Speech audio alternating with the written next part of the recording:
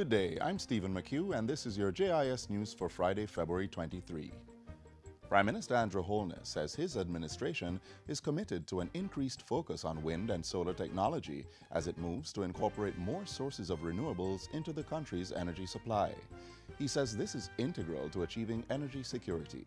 We are now at approximately 18% of our electricity needs being generated by renewables. We are on track to being able to supply 30% of our electricity needs using renewables. And that would ensure that Jamaica has a real energy security.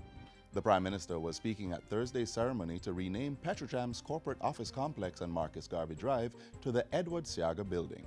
He used the opportunity to give an assurance that government was working to upgrade the oil refinery, pointing out that financial commitments had been made towards achieving this objective.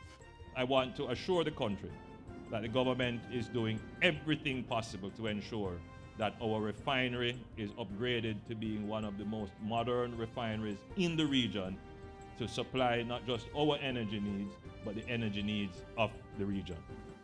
Still on energy, Portfolio Minister Andrew Wheatley on Wednesday launched the Petroleum Corporation of Jamaica's Energy Efficiency and Conservation EEC Standards Guide for the public sector. The guide documents the EEC standards to which ministries, departments and agencies will be held accountable to the ongoing drive to reduce electricity consumption.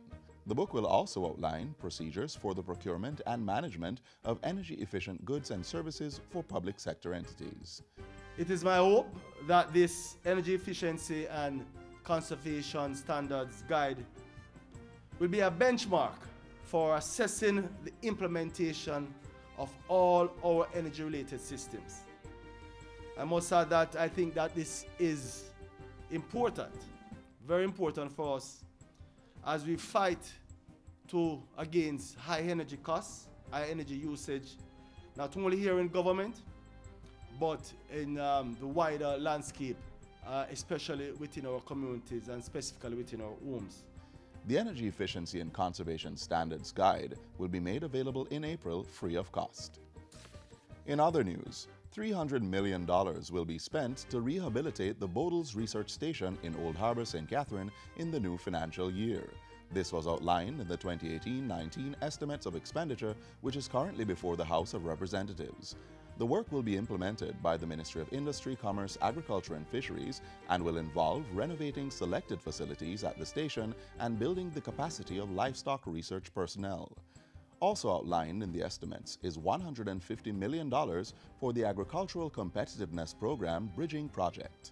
This project aims to address structural challenges in the local agricultural sector, and funds will cover the construction of farm access roads and water channels, procurement of land surveying consultancy services, and establishment of a project implementation unit.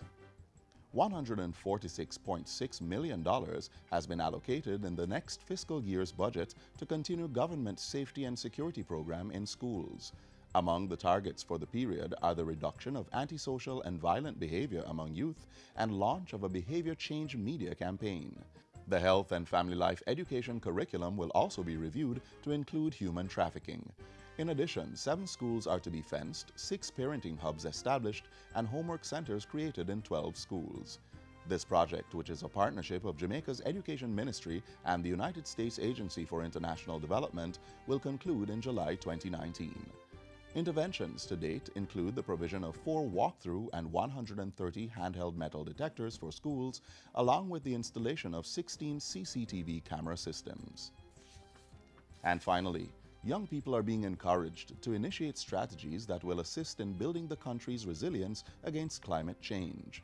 This call comes from Minister without Portfolio in the Ministry of Economic Growth and Job Creation, Daryl Vaz. His message was delivered by Government Senator Matthew Samuda at the launch of a climate change and disaster risk reduction sensitization project on Wednesday. Your enthusiasm, imagination and energy are invaluable to the process of acting locally but thinking globally. I urge you, therefore, to immerse yourselves fully in this project, encourage you to think of new ways that you can spread the message about environmental stewardship and about adapting to and mitigating climate change impacts. And that's it for JIS News Today. I'm Stephen McHugh. Thanks for watching.